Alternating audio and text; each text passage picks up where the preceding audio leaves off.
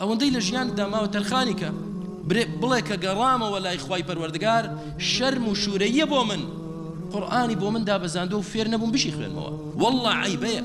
بالله عیبەیە تۆ بگەڕیتەوە لای خوا عمرێکی 60-70-80 ساڵی بە تۆ داوە والله خوای پەروەردگار نامەیەکت بۆ من نار بەڵام بەخوا من نەمدەزانی بخوێنمەوە 70 ساڵ فێر نەبووی 70 ساڵ فێر نەبووی کتابەکەی خوا بخوێنیتەوە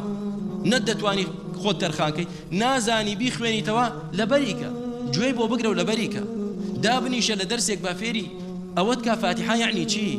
قل هو الله احد یعنی چی ئاەت الکورسی یعنی چی عەقیدەی مسلمان چییە بە چ ڕوویەک دەگەڕێتەوە لای خوا بە چ وەجهێک دەگەڕێتەوە لای پەروەردگارت کە تۆ بڵێ وەڵا قورئانەکەی تۆم لە پەڕۆیەکدا نابوو لەسەر ڕەفەدام نابوو ئەی خۆ بۆ بۆی نەناردوێ کێ لە ئێمە ئێستا سەرکردەی وڵاتێک نامەیەکی بۆ بنێرێ دوای 20 ساڵ 40 ساڵ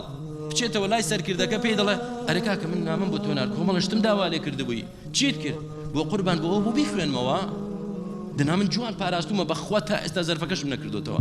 ئەی خۆ کارێکی باش نەکردوونەت کردوتەوە بۆ بۆی ناردووی بیکەیتەوە براکەم پەروەردگار قورئانی بۆ دابەزاندوین لیەدەبەڕوا ئایاتێ بۆی لە هاتەکانی وربینەوە بۆی تێی بگەین